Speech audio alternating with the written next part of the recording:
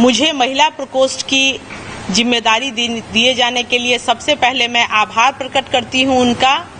कि शायद आजाद भारत ये आदरणीय नीतीश कुमार जी के नेतृत्व में ही संभव है कि अति पिछड़ा समाज की बेटी को उन्होंने पहले संस्कृत शिक्षा बोर्ड का चेयरमैन बनाकर कार्य करने का मौका दिया और आज बिहार जैसे सामाजिक दृष्टिकोण से महत्वपूर्ण राज्य में पुनः एक बार मुझे कार्य करने का मौका दिया। इसके लिए मुख्यमंत्री जी आदरणीय ललन सिंह सर, आदरणीय उमेश कुशवाहा जी का बहुत बहुत धन्यवाद। आज यहाँ हम जिस बिंदु पर एकत्र हुए हैं उसमें यहाँ उपस्थित हमारे तमाम इलेक्ट्रॉनिक और प्रिंट मीडिया के लोकतंत्र के चौथे खंभे के तौर पर उपस्थित हमारे तमाम पत्रकार और छायाकार बंधुगण, आज इस प्रेस कॉन्फ्रेंस के अवसर पर यहाँ मेरे साथ उपस्थित हैं पार्टी की समता काल की साथी और वरिष्ठ नेत्री मालती सिंह जी, यहाँ उपस्थित हैं महुआ से जदयू से चुनाव लड़ चुकी डॉक्टर आसमा परवीन, यहाँ उपस्थित हैं महिला राज्य आयोग की पूर्व सदस्य सविता नटराज जी, यहाँ उपस्थित हैं उषा जी, मीनाक्षी जी, ममता जी, पूजा जी, यास्मीन जी, रुचि अरोरा जी, आप तमाम लोगों का इस प्रेस कॉन्फ्रेंस में बहुत बहुत स्वागत करती हूं। आज जिस मुद्दे पर हम यहाँ जुटे हैं वो विषय है कि आदरणीय नीतीश कुमार जी महिला सशक्तिकरण की मिसाल हैं संपूर्ण राष्ट्र में, और ये कहा था भारत की पूर्व राष्ट्रपति आदरणीय प्रतिभा देवी सिंह पाटिल ने कि बिहार महिला सशक्तिकरण के विषय पर रोल मॉडल है संपूर्ण राष्ट्र में। आज महिला सशक्तिकरण के क्षेत्र में न केवल शैक्षणिक बल्कि शैक्षणिक, आर्थिक, सामाजिक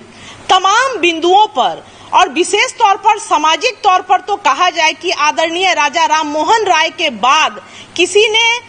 राजनीति में रहते हुए अगर सर्वाधिक सामाजिक सुधार का कार्य किया है तो वो नाम है आदरणीय नीतीश कुमार। और आज बिहार 1,30,00,000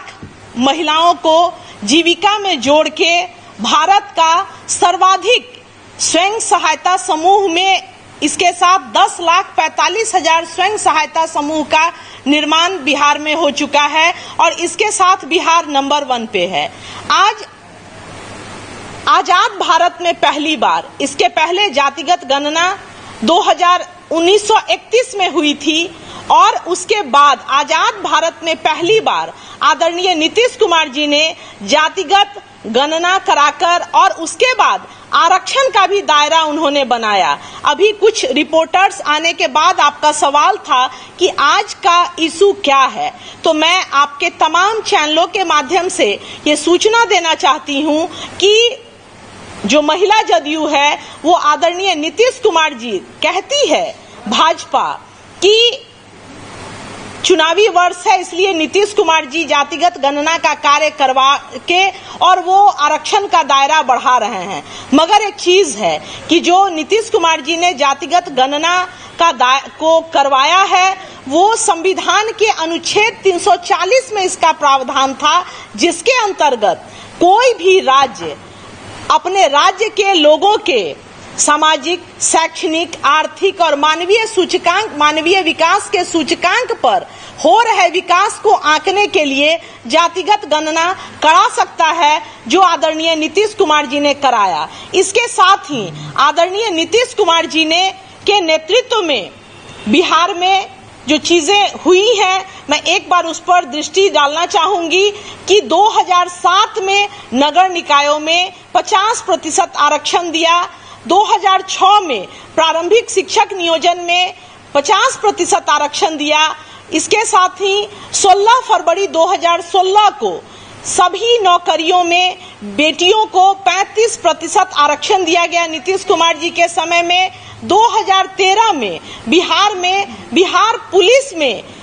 35% की भागीदारी दी गई और इसके साथ ही बिहार 26% महिला कांस्टेबलों को यहां नियुक्त कर चुका है, जो संपूर्ण राष्ट्र में सर्वाधिक है। और इसके साथ ही हम भाजपा से ये जानना चाहते हैं कि भाजपा ने भाजपा शासित राज्यों में क्या क्या महिलाओं के लिए कार्य किए हैं, भाजपा उन चीजों का ब्यौरा हमें दे। और इसके साथ ही लगातार चाहे दीदी की रसोई हो, दीदी की सिलाई हो, कला एवं शिल्प जीविका हो, अल्पवास गृह हो, इन तमाम चीजों के रूप में लगातार माननीय मुख्यमंत्री जी बिहार की महिलाओं को आने वाली सदी के लिए तैयार कर रहे हैं। और मुख्यमंत्री नारी योजना के तहत कौशल प्रशिक्षण कार्यक्रम